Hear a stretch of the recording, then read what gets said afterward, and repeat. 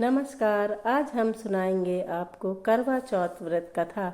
कार्तिक मास के कृष्ण पक्ष की चतुर्थी तिथि यानी 1 नवंबर 2023 को महिलाएं अपने पति के मंगल, दीर्घायु एवं अखंड सुहाग की प्राप्ति के लिए निर्जला व्रत रखती हैं। करवा चौथ का व्रत पति पत्नी के अखंड प्रेम और त्याग की चेतना का प्रतीक है। इस दिन महिलाएं व्रत रखकर दिन भर भगवान से अपने पति के मंगल के लिए प्रार्थना करती हैं। महिलाएं दिन भर व्रत रखकर शुभ मुहूर्त में चंद्रमा के साथ साथ शिव, पार्वती, गणेश और कार्तिकेय की भी पूजा करती हैं। आज के समय में करवा चौथ व्रत नारी शक्ति का प्रतीक पर्व है।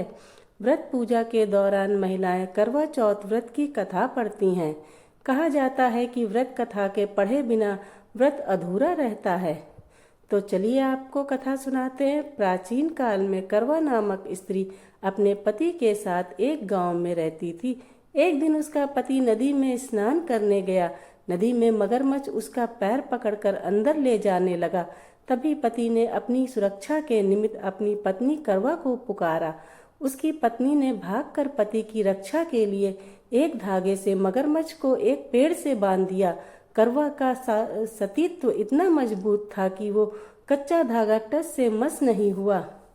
अब स्थिति ऐसी थी, मगरमच्छ और करवा के पति दोनों के ही प्राण संकट में थे। फिर करवा ने यमराज को पुकारा।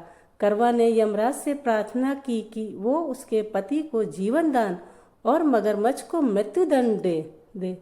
लेकिन यमराज ने उन्हें मना कर दिया। उन्होंने कहा कि मगरमच्छ की आयु अभी बाकी है तो वो उन्हें मृत्युदंड नहीं दे सकता, लेकिन उसके पति की आयु शेष नहीं है। यह सुनकर करवा बेहद क्रोधित हो गई। उन्होंने यमराज को श्राप देने को कहा। उसके श्राप से डरकर यमराज ने तुरंत ही मगरमच्छ को यमलोक भेज दिया। साथ ही करवा के पति को जीवन दान दिया। साथ ही करवा को सुख समृद्धि का वर दिया और कहा, जो स्त्री इस दिन व्रत करके करवा को याद करेगी उसके सौभाग्य की मैं रक्षा करूंगा। कहा जाता है कि इस घटना के दिन कार्तिक मास के कृष्ण पक्ष की चतुर्थी तिथि थी। तभी से करवा चौथ का व्रत रखने की परंपरा चली आ रही है।